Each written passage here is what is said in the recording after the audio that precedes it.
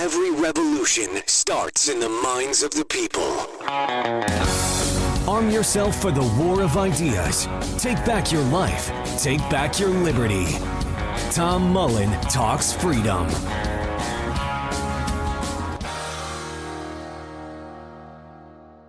Hello, everyone, and welcome back to Tom Mullen Talks Freedom.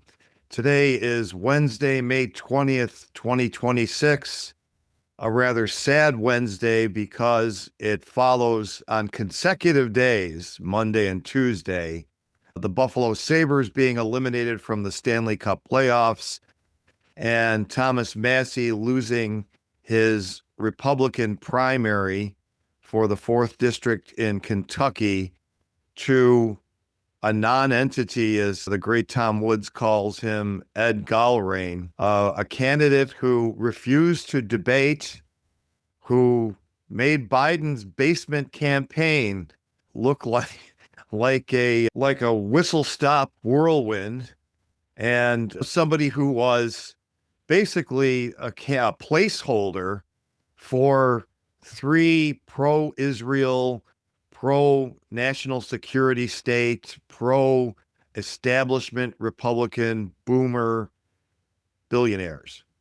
And I'm talking about, of course, Miriam Adelson, John Paulson, and Paul Singer, who contributed significant millions to Gallrein's campaign. I mean, this guy is an absolute zero. Basically, what they said was, we want to get Thomas Massie out of there. I think mainly because of his opposition to funding. I mean, he opposes all foreign aid. So, of course, if you oppose all foreign aid, then logic dictates that you must oppose foreign aid to Israel. And, of course, he opposes the Iran war and all the wars that the United States has fought in the region, which arguably there is no U.S. interest in fighting, only the interest of aiding the ally Israel. And we can go into that on another day. There's really not much argument that there's a benefit to the United States, and certainly not the average American, from having this alliance at all. I mean, during the Cold War, which ended 35 years ago, you could argue that Israel was the U.S. ally and Iran and other states got locked up with the Soviet Union. Of course, largely because the United States pushed them into the Soviet Union's arms. But okay, there are other arguments. But since the end of the Cold War, there is really no benefit to this. We were constantly bombarded with the idea that we benefit greatly from this alliance, and people will rattle off, oh, they give us intelligence. Intelligence about who? The other Arab states. The United States basically benefits, as far as the Middle East is concerned, with the Soviet Union gone. All the U.S. cares about the Middle East is that oil flows freely out of it, that we aren't attacked by terrorists from the lunatic fringe among the Muslim world there, and that no one power becomes so dominant there that they can kind of dictate what happens with the oil from the region. And short of that, I mean, let's say this, nothing Israel does for us assists us in achieving those ends, okay? In fact, most of what Israel does in its own quest for greater territory and hegemony in the region is against our interests, because it, of course, antagonizes the Arab states, and to the extent that they think we're supporting Israel's efforts there, which, of course, the United States is, then that antagonizes them. That means that there might be more terrorist attacks, however infrequent those are. Certainly, it does not help the free flow of oil out of the region, as we could see with this latest war in Iran, but that's a whole separate subject. And of course, what we're trying to do is help Israel become that regional hegemon, which, even though they're our bosom buddy, supposedly, we don't want them to be a regional hegemon either. So this was what the election was really about to me. Now, this whole thing with the Epstein files, if you've been a listener for a while, you know that I don't buy the whole Epstein conspiracy theory. And I'm using the conspiracy theory in the correct way, that there are multiple people involved in a criminal agreement or a secret plan to, among other things, molest just underage girls. I mean, this has grown into, you hear raping children. So the whole Epstein phenomenon, or his crimes, which I don't really doubt, were teenage girls. They were not children. They were not 8-year-olds. Okay. And the one thing that really disappoints me about Massie is that he has leaned so hard into this. I think he's obviously very smart.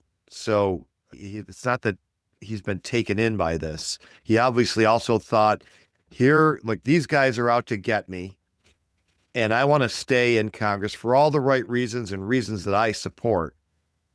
And this Epstein thing is popular, and it obviously bothers the establishment, and I'm going to push it.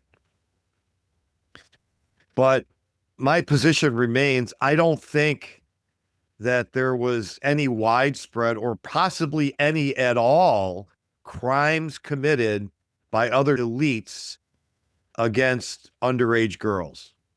If there were, then somebody show me the most prosecutable case, the one that's a slam dunk and that should be prosecuted, but for some kind of administrative resistance. And I haven't seen one yet. Okay. The most prominent figures have been Prince Andrew, who was investigated thoroughly and no charges were brought. And the reason no charges were brought is his accuser was a lunatic. And that really goes for most of the other accusers. These are not very credible people. And as popular as this is, even among all the libertarians I like, I'm definitely in the Ron Paul libertarian camp, and make no bones about it. Okay. And the anarcho-capitalist camp. I mean, I'm not holding out much hope that I'll ever see anything like that, but philosophically, that I do believe the human race would be best off without the state, and with law and order as we know it being provided by the marketplace.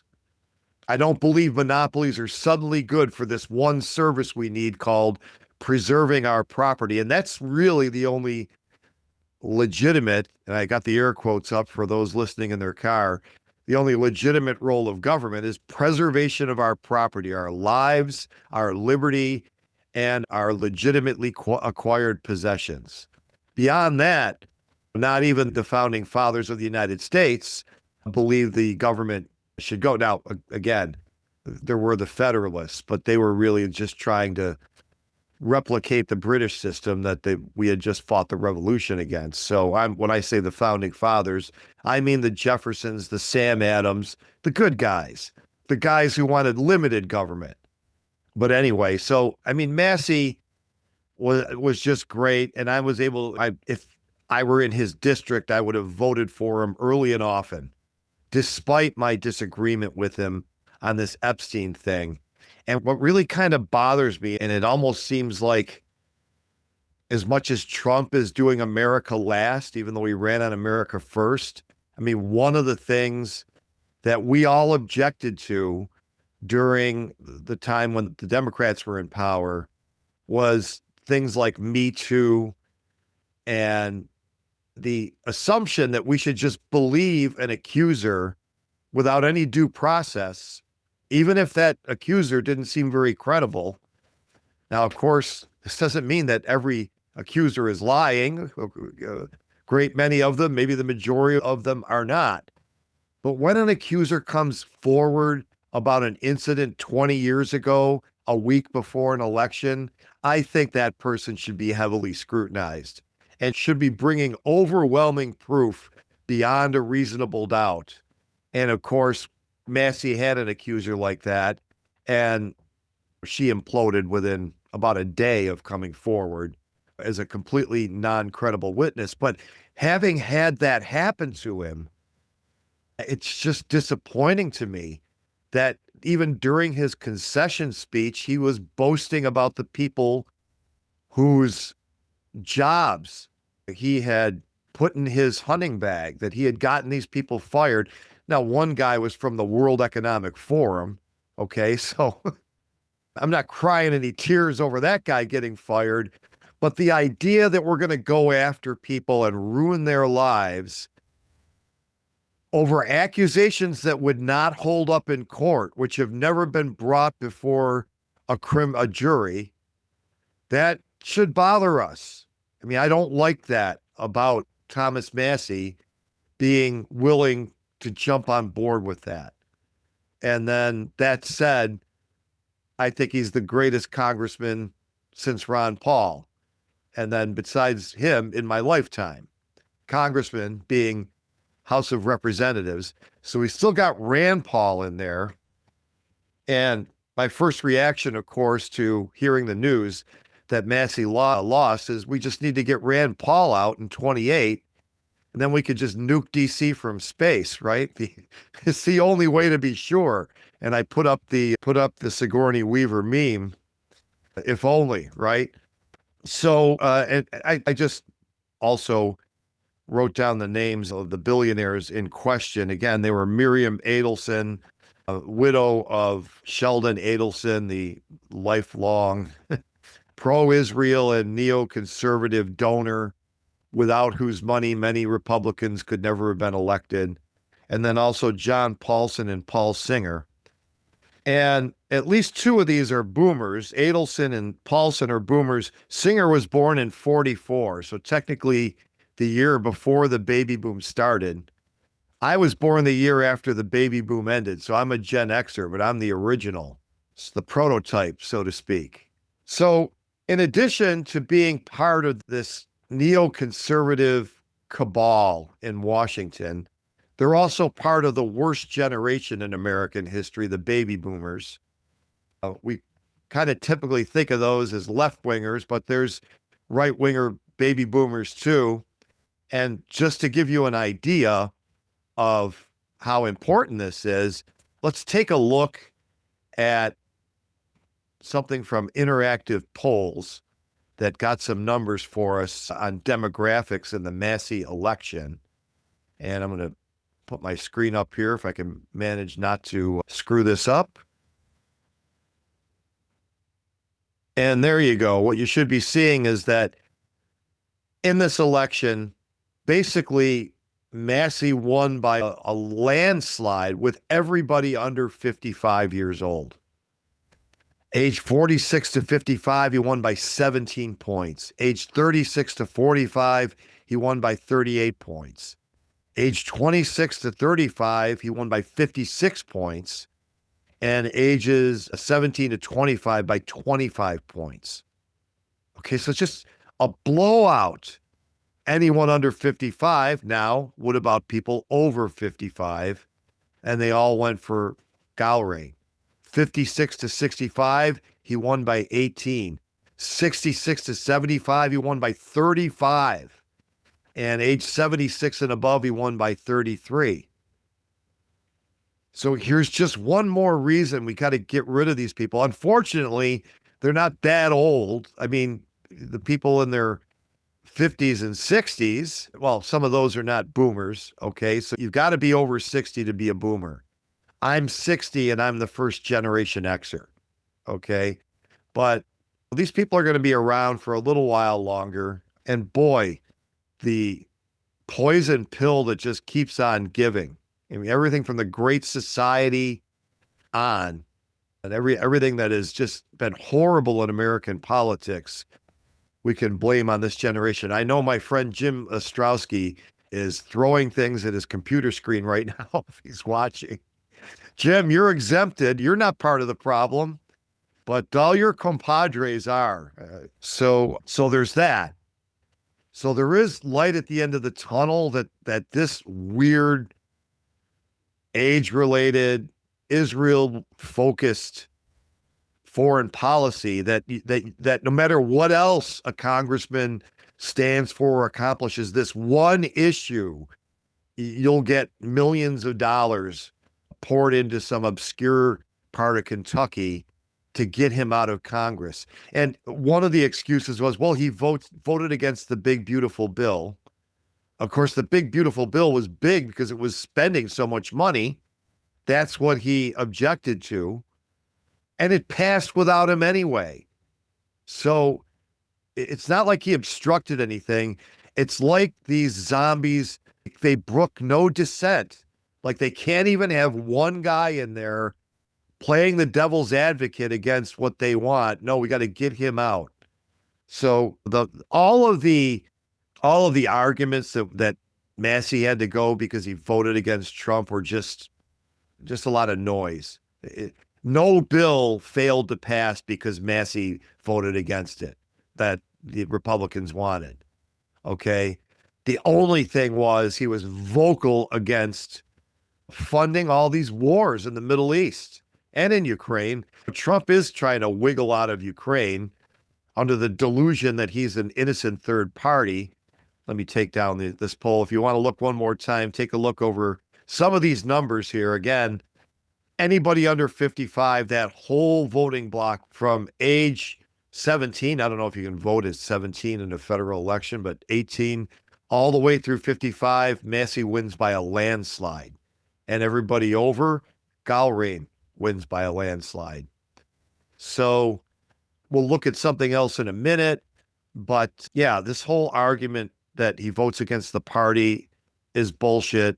It's that he calls attention to the fact that all of the wars in the Middle East that we fought, particularly the one we're fighting now, do not benefit Americans whatsoever, but do benefit Israel. Oh, and by the way, I mean, for those who say, oh, you're spreading these conspiracy theory tropes, let's take a look about how AIPAC felt about it.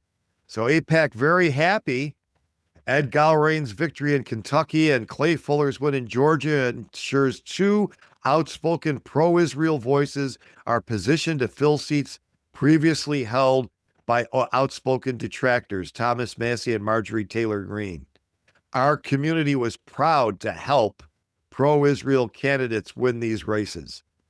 So it's a conspiracy theory, and it's true. The people in the Israel lobby, AIPAC and other parts of the Israel lobby, because they're not the whole thing, they're an official lobbying group. But when people say the Israel lobby, it's a much bigger group of people than actually participate in official lobbying, registered lobbying, whatever. And another point that I want to remind people of is that there's only one reason that all that money poured into negative ads against Massie could be effective. And it's not Jews. I don't know how many. I tried to find out how many Jews there are in rural Kentucky. It's not a lot. Let me put it that way. But on the other hand, how many Christian Zionists are there? Or at least evangelical Christians, people who believe that fighting wars in the Middle East is going to have an effect on the end of the world. Lunatics. How many of them? At least 30% of the voting population in Kentucky. Kentucky's a particularly high state. And of course, Massie was always able to win huge victories there. Nobody tried to primary him like this before. And that's what was different. And again, it always says, oh, well, it's all this AIPAC money. Now, first of all, AIPAC is not nearly at the top of the spending totem pole as far as lobbying groups go. They spend wisely. They're effective, as are other parts of the Israel lobby, but they're not. Other interest groups spend more. But why is the money effective? If they run a negative ad that says Massie isn't supporting Israel enough, like for anyone I know, including my Jewish friends, they wouldn't care, right? I'm in New York, okay? But Christians, that are in the grip of this lunatic belief that somehow the U.S. government can alter or at least affect what God does at the end of the world, which is right around the corner, by the way. I know people from the time I lived in the South who are literally waiting every day for the rapture. And these ads are effective on them. These ads change their mind about a candidate, which is terrifying. I mean, when you really think about it, all this talk about how important democracy is, the vast majority of people vote based on just idiotic beliefs. Okay, so most Democrats vote on idiotic economic beliefs, as do most Republicans now, because it's now become an old school, purely conservative, mercantilist economic movement. So the original dumb economic ideas, the dumb economic ideas Adam Smith was inspired to write his Wealth of Nations over, that's where the Republican Party is now. They used to at least give lip service to the free market because they still had classical liberals who fled the Democratic Party among their numbers, and they needed them. But apparently they don't need them anymore. But the Democrats believe in nutty crap, and that the possibility and the morality of imposing economic equality, that's really at the base of their beliefs. And it can't be done. And contrary to what a lot of people who don't think about this much believe, it shouldn't be done either. There is no moral argument to impose economic equality on people. Quite the contrary. There's a strong, overwhelming, I should say, moral argument that people should be able to keep the fruits of their labor. And if their labor is worth more to others than maybe their neighbors are, then their economic situation should not be equal. Okay, the moral thing is to allow inequality. I mean, and has a long tradition. Thomas Jefferson basically said that in his second inaugural because of people who accused him of being what we now call a socialist, a leveler. Jefferson said that the government should protect the religious liberty, freedom of speech, and that state of property, he said, equal or unequal, which results to every man from his industry or that of his fathers. So he got a lot in there. He basically said, equality is not a goal of government. It's not a proper role. That we should, in fact, protect property rights, even if the results are not equal, and not only to as a result of one's own labor, but of that of his fathers. He was referring to inheritance there because Jefferson had supported getting rid of primogeniture in Virginia. And therefore, of course, his political opponents tried to equate that with, or conflate that with being against inheritance rights, where actually getting rid of primogeniture is the more property rights-based position, because you're allowing the person in their will for after their death to leave the money to whomever they like. Primogeniture said you're only allowed to leave it to your firstborn son. Okay? Not even the secondborn. Like, even if your firstborn son's an idiot and your secondborn son is going to take better care of himself and the older brother, you can't leave it to the secondborn. It's not allowed. So that's what Jefferson opposed. And of course, he was in his second inaugural, among other things, clarifying that he's not a socialist. He doesn't believe the government should impose equality, economic equality. And he's also a strong supporter of inheritance rights. So somewhat of a digression there, but so the Democrats, they believe idiotic things, and then they get to impose those idiotic ideas on the rest of us by voting. And then, of course, the Republicans believe idiotic things, and they get to impose those. And beyond the economic, this huge subset of Republicans believes that fighting wars for Israel is going to affect the end of the world, which should happen any minute. It's hard to know what to say after that. I mean, that's where we are. And supposedly we're supposed to be afraid that our democracy is in danger. So no good ever came from it. I've never been positively affected by an election, okay, ever. Now, I had some hope with Trump. I mean, basically, my hope with Trump, and I did vote for him. Yeah, I knew in New York it wasn't going to make any difference anyway. And I had always been accused that, oh, well, you have never done anything to help in a practical way move the ball for liberty, because by voting for the Libertarian Party, you're just throwing away your vote. So I thought, you know what? And I was tired of the Libertarian Party nominating milquetoast regime apologists, the segment of the party that even defended vaccine mandates. Oh, that's really libertarian. Okay, I'm not saying that Chase Oliver did, but he just kind of fit in that group, and it was mainly his COVID performance that I just couldn't. I think Trump's COVID performance was awful too. So I've got two people who were awful during COVID. Trump obviously caused the lockdowns. I mean, if he didn't sign the CARES Act, there would have been no lockdowns. But I was hopeful of a marginally better foreign policy. And basically, to simplify it, I thought, well, we're going to get the status quo in the Middle East. It's going to be just like Biden was still in there as far as supporting Israel and the whole Gaza thing. So that's a status quo, but I did think that he would be better on Ukraine. And I don't know. I guess he's been better. I mean, now I think we're out of funding Ukraine. I mean, I think the funds are still flowing, but there's some hope that's greatly decreased or cut off, and the Europeans are going to take over. It's very muddled anyway. And he has tried to go negotiate there. Again, I've said many times, under either the lie or the delusion that the United States is a third party to this conflict, rather than they're the other party. Russia is one party.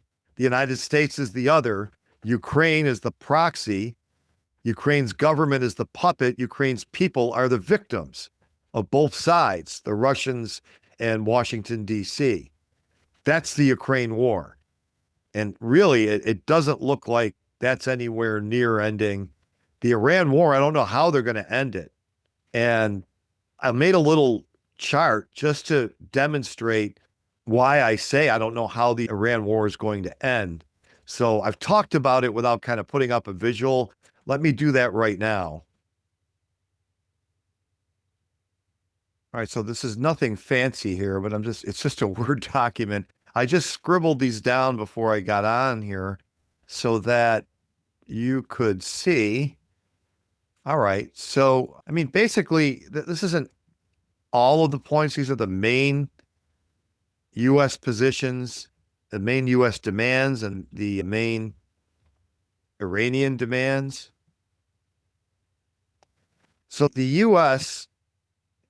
is not saying that Iran can't enrich uranium to the point where they could make a nuclear weapon, which is usually around 80 or 90% enrichment. The U.S. position is that they cease all uranium enrichment altogether. And then there's some muddled statements about the U.S. helping them with their nuclear energy, so, to provide power somehow or other. And the Iranian position is we're going to keep enriching. In fact, they were enriching at about 3%, which was enough to run their nuclear energy program under the JCPOA. And then when Trump ripped that up, they just started enriching more. Now, I've always wanted to have an expert on uranium enrichment on the show to ask 30 questions and really get down to the nitty gritty. I understood for a long time, and it could have been true in the past, that you needed 5% to get to like nuclear power for electricity, etc., and that you needed 20% for medical isotopes, and then you need 80 or 90% for weapons. And I understand that might not be true anymore. You might be able to do medical isotopes with less enrichment, but I don't claim to understand the enrichment process. I just watched something on it, so I understand it better than I used to. But if anyone knows an expert on this, a credentialed expert, then please contact me and we'll get him or her on here and learn something about all this, because it's obviously at the center point of a very stupid war. So it'd be great to understand it better. But in any case, you can see that the two sides there's no room for negotiation here. As long as the U.S. says no enrichment whatsoever, that's it. There's no deal that's going to be made. And then to surrender all their uranium. Okay, so they have none, and then they have to depend on the U.S. or others to give them what they need for their energy programs. It's not going to happen. And Iran's retains all enrichment. Another U.S. demand is Iran severely limits its missile capability. Iran says our demand is we retain all missile capability. And the last one for the U.S. is Iran ceases supporting proxies. Now, here, I think, even based on pre-war, there's some room for negotiation. Now, Iran is never going to stop supporting Hamas or Hezbollah or the Houthis in Yemen. And they don't consider them proxies, by the way. They consider them freedom fighters and that we support. But it's not like Iran has a command center and is barking orders at these proxies. They send them money, they send them weapons, they support them, they see them as resisting Israeli aggression. Now, whether that's right or wrong, or you agree or not, that's what their stated position is with those groups. But they have hinted in the past we're willing to scale these people back, to rein them in, to influence them. We're influencing them now one way. We could influence them in a more agreeable way. So I think that one, there is some legitimate room. Now, these are the core demands on each side, and they've never changed. That's why I say when Trump comes out with this bullshit, like he's postponing the next phase of the war because we just got an offer from Iran and it looks promising, that's never happened. These demands have never been different. Iran's position has not changed at all since the beginning of the war. And there's actually a few to add to this. I mean, Iran is also demanding, now these were the demands at the beginning. And now since the 40 days of bombing and then the U.S. blockade, there's been some more. Because there's two phases to this. There's the eventual deal, if one could be reached. And these are the main points of contention. And as you can see, the two sides are diametrically opposed. Iran considers the U.S. and Israel existential threats, quite rightly. And so they're not moving on these, and they never have. Trump never got an email or a phone call saying, hey, we've had a breakthrough. That's never happened. He's just outright lying. Or his advisors have convinced him, or he's convinced himself that it's true, which I'm not sure that is not the case sometimes with Trump. But the Iranians have never changed their position on any of those issues. And one of the things I think Trump really did believe, based on people like Pete Hegseth telling him, is that the vast majority of Iran's military capabilities have been destroyed during the bombing. Maybe he still believes that.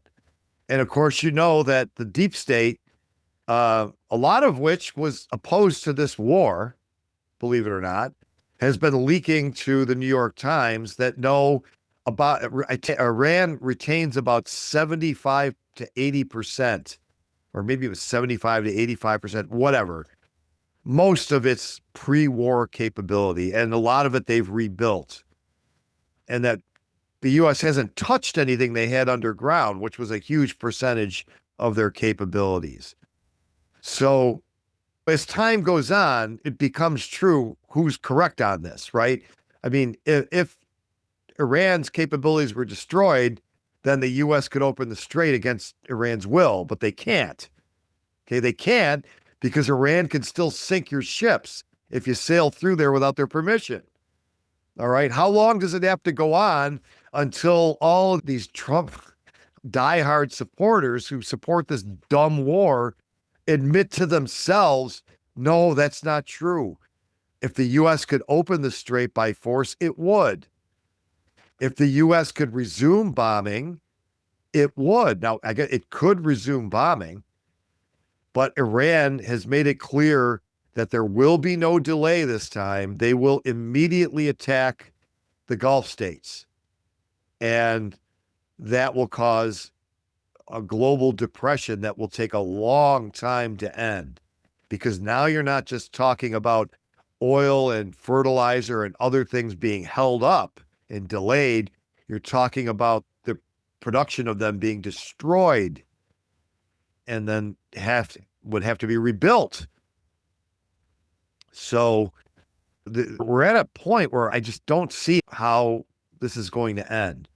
Now, Iran, another demand I didn't put up was that Iran has also demanded that reparations be made for all the damage done by the war.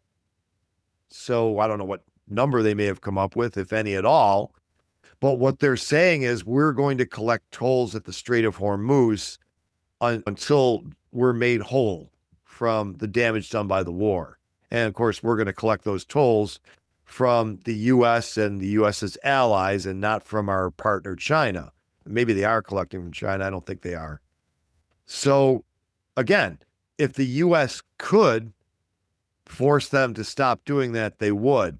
And this is where, again, I'm going back to when the war first started, I first started talking about this, that Trump is barking about none of our NATO allies came to help.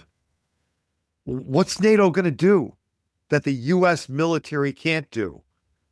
Okay, the U.S. military spending is more than all of the rest of the NATO nations combined.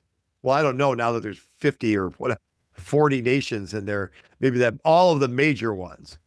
So if the U.S. can't do it with $1 trillion a year military, what's England going to do?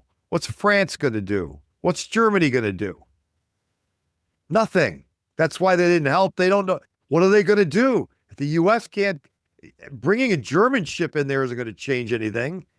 So that was all bullshit too. Now, Trump has said we should get out of NATO. Yeah, I'm all for that.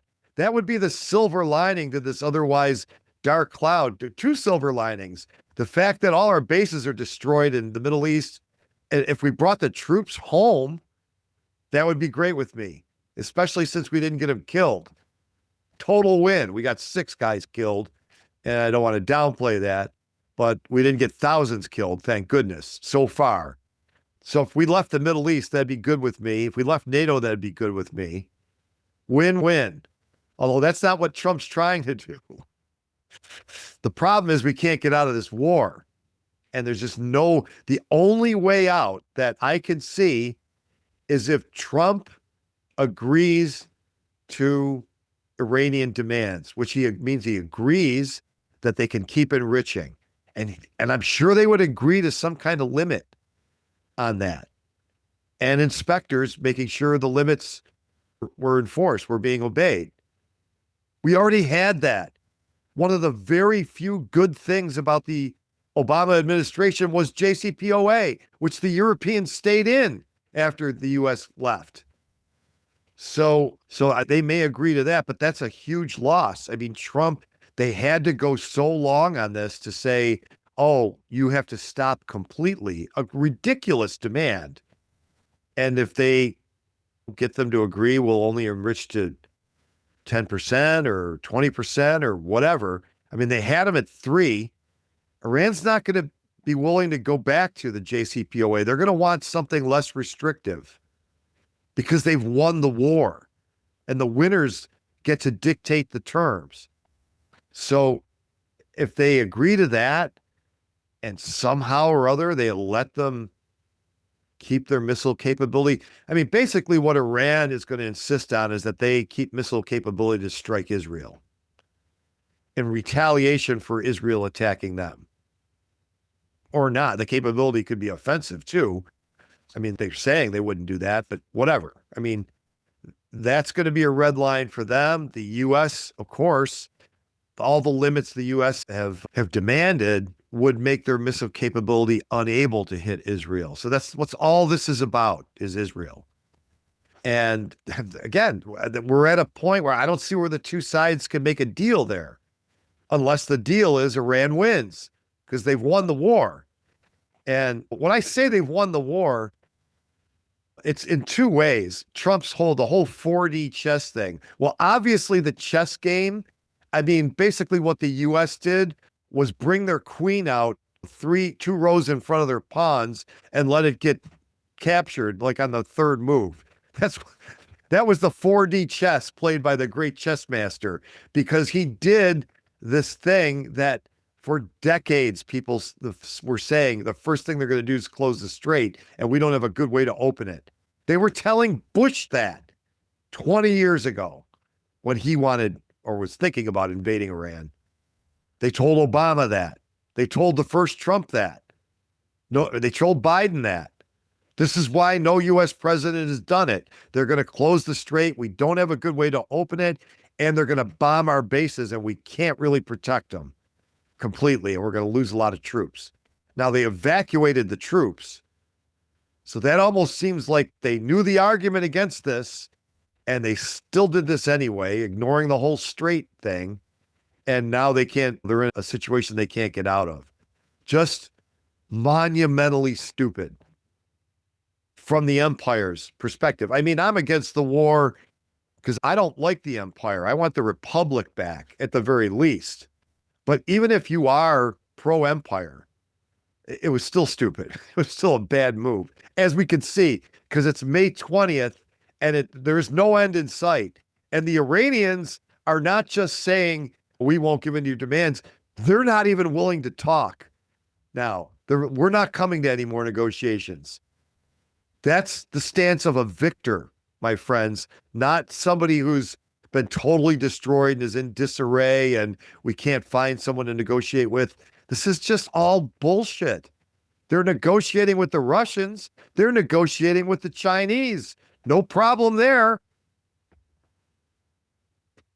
So they've won the strategic battle, but I don't think Americans are really considering they've won the battlefield battle. And this is really the first time. The U.S. has lost wars before, but like in Vietnam, the military won all the battles. And same thing in Afghanistan. There was never a time where the Taliban went out in battle against U.S. troops and defeated them. They just outlasted them. And the U.S. finally gave up. So that's one kind of loss. But here, I think you should really consider these facts. Okay, so the U.S. says they totally devastated Iran. Now, they did a lot of damage. And I don't doubt when Hegseth rattles off how many targets they hit, that they didn't hit those targets. Not disputing that. It might be inflated, but let's just give them that for now. But it hasn't decreased significantly Iran's capability to wage war. Okay, so no matter how many targets you hit, if you haven't destroyed or significantly decreased their capability to wage war, it doesn't matter. Now, on the other hand, the Iranians have significantly decreased the United States' ability to wage war in the Middle East from those bases, which, again, I don't know. We've seen the CNN pictures, so we know there's been massive damage. How long would it take to get those bases operational again if the U.S. were to try? I don't know. The people on my side of the argument can exaggerate and conflate too. So a lot of them will be saying the U.S. bases are destroyed. I don't know. They're certainly heavily damaged, and there's some time period, if they were I mean, first of all, the troops are not there. So Iran has effectively chased the troops off the bases and either destroyed or significantly damaged the bases. So that's a legitimate military win against U.S. forces. Now, they didn't fight them in some kind of tank battle, but they've had that result. And they've captured the Strait of Hormuz, which when you look at a map, I mean, it didn't take capturing. It's in Iran, most of it, and some of it's in Oman. But they've seized control of that, and the U.S. is unable to make them give it up. And they're charging a toll, and they're inflicting economic pain. Now, we're sitting here in the eye of the hurricane. We've been living on shipments that were already out of the strait before the war began and before Iran closed the strait for the last few months. And we're right at the point now where we're going to start feeling the next ship's not coming. So that's not good. That's going to have an economic effect. Now, poor countries that depend on oil, fertilizer, and other things coming out of that strait are really going to be devastated. We here in the United States are going to be affected. Our lifestyles are going to be affected negatively. How much remains to be seen. The longer the war goes on, the worse it's going to be. So they're doing that. I mean, I call that a victory. We've got two militaries trying to achieve objectives, and Iran has achieved their objectives. They planned for this to be attacked by the U.S. and Israel or one or the other for 2 decades. Their plan was, we'll close the strait. We have a Navy. The U.S. boasted it destroyed their Navy. Their Navy was not a big part of the strategic plan. The little speedboats, the drones, and the missiles, that was the plan. And they have executed the plan.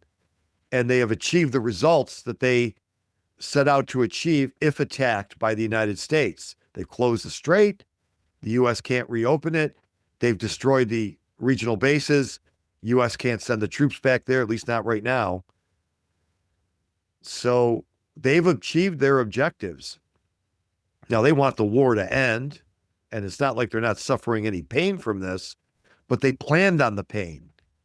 We did not plan for the pain.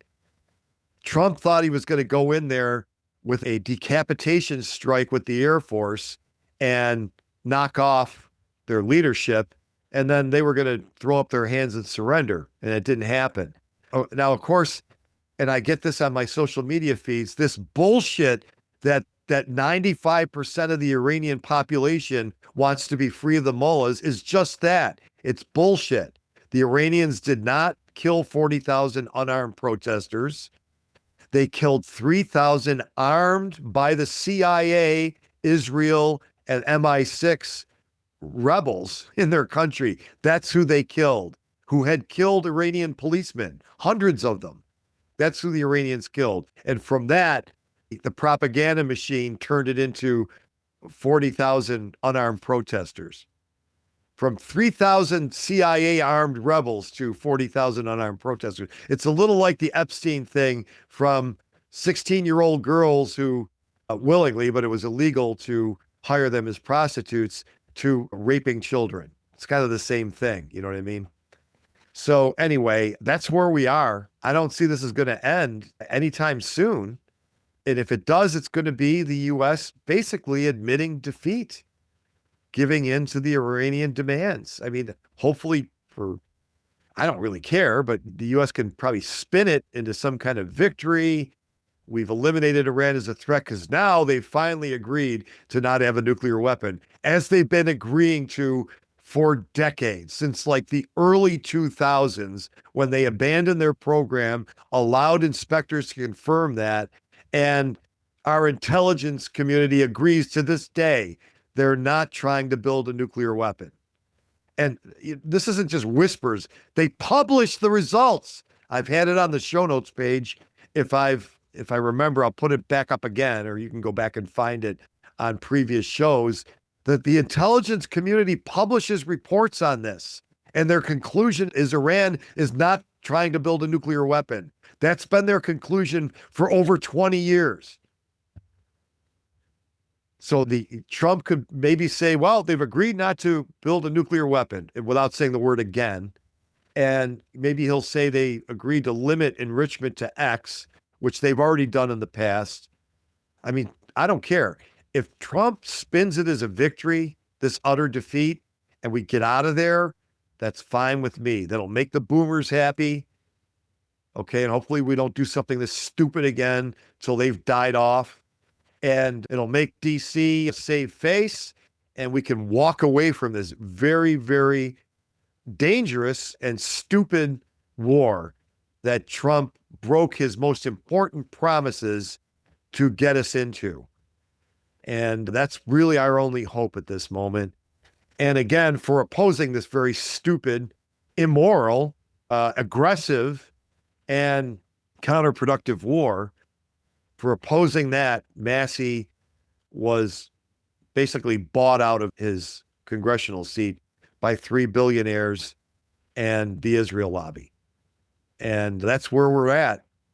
And I don't know if they could do it. I don't know how many seats they have the funds to do that with, but they definitely threw enough in there to get him out of this one. I guess for the billionaires, it was pretty cheap because when you're worth thousands of millions and you throw in 14 million or something like that, then I guess it's cheap to get the guy out of there.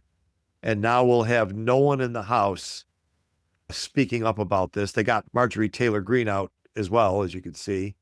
Again, I mean, spinning this as the Epstein. That's why I wish Greene and Massie would drop the Epstein thing, because it distracts away from the real reason they were removed.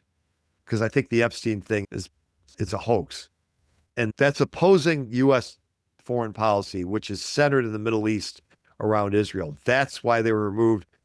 If you tout that, look up Miriam Adelson, John Paulson, and Paul Singer, who they are and what they've supported in the past. And it should be pretty clear to you why they bought Ed Gallerine a congressional seat in Kentucky. And that's very unfortunate. So I guess we'll leave it there and we'll see. I mean, it's Wednesday. I think we're a couple days past Trump's last threat to end Iranian civilization, which he paused based on another bullshit claim of a new Iranian offer. Just before we go, one more time, we'll screenshot this table if I can get it up. If I can get the table up. That's a bad choice of words. Okay. Yeah. This is the Iranian position over on this side. It's never changed since March. It's been the same the whole time. Trump did not receive a promising new offer that's a little closer when he says that Iran is basically agreed with us on 75% or whatever percentage. No, they've agreed on 0% of the U.S. demands. Okay. They've never agreed to stop enriching. They've never agreed to give up their uranium. They've never agreed to curtail their missile capability. I think they've been open to reining in their proxies, but not ceasing to support them. And of course, again, for the benefit of being objective, they don't call them proxies, but that is what they are. But not to the extent that the U.S. paints it, where like the 1982 Lebanon bombing was done by Iran. It wasn't. It was done by Hezbollah, okay, which Iran supports, but they didn't necessarily tell them to do that. So anyway, you know where it is, and we'll see what happens with this ceasefire, such as it is, if it will persist, if Iran will go back to bombing. I'm sorry, if Trump will go back to bombing, or if he will hear the voice of reason that the consequences of resuming bombing Iran will be catastrophic for the world economy. And after that, I don't know what we do. Keep up the blockade for a while? Keep saying it's got Iran close to being on their knees when it obviously doesn't? We'll see. Hey, if you haven't already subscribed to this podcast, make sure you do. There's a video version if you're listening on the audio platforms. I mean, it's on Apple and Stitcher and Google Play and all of them. But you can also see it on YouTube if you like YouTube. And there'll be a link on the show notes page to the YouTube video. there's a link to the show notes on the YouTube video notes. So back and forth, you can find both versions. And also, don't forget, we're going to be sooner or later treated to another round of massive inflation. And I'm using inflation in the proper sense of the word. Get your 20th century dictionary out. Inflation is not rising prices. Inflation is the increase in the supply of money and credit by the central bank. That's what inflation is. It causes prices to rise. And we're going to be seeing more of that at some point. Right now, the Fed is not inflating. And Powell is at the end of his term. The new guy is either coming in or has come in. He's got to be confirmed by the Senate. So at some point, the $2 trillion deficits are going to have to be underwritten by creating new money from the Fed, unless spending is cut, and there's no sign it will be. So I have mentioned all this because I do have a great book that can acquaint you with monetary policy and the Federal Reserve's deleterious effect on our economy. It's called It's the Fed Stupid. And if you go to itsthefedstupid.com, you can get a free copy of that book. Now, you'll have to sign up on my email list, but that just means more free content. No, I won't sell your name. All you'll get is a couple of emails a week from me with some additional free content and links to any new other content that you have. And if you feel like being generous and you find my content worth a few bucks a month, you can also go to my Substack. You can find that at tommullen.substack.com. So no dot between Tom and Mullen. It's tommullen.substack.com. That's mainly where my writing is housed right now. There's usually some links on my website, tommullentalksfreedom.com, just directing you to the Substack. Most of the Substack posts are partially behind a paywall, but I try to have enough free content there that the free subscribers get their money's worth. Well, they're not spending money, but it's worth their time to go and see. My last article was called Why the Saint is So Much Better Than James Bond. I was a big fan of the Saint movies when I was a kid. I used to see them on Saturday morning, and there's some great stuff there. Also on the Iran war, that Iran exposes the delusional empire and its mad king. Where will a U.S. defeat in Iran leave the world? Just some of the articles there. So what would truly make America great again? I've written about that. So check out the Substack, tommullen.substack.com. And again, subscribe at least to this podcast and let a few friends know where they can find all this content. I'd appreciate it very much. And I'll see you next time on Tom Mullen Talks Freedom. The war of ideas has only just begun. Arm yourself with the knowledge you need by heading to tommullentalksfreedom.com and subscribing to our email list. And remember, every revolution starts in the minds of the people.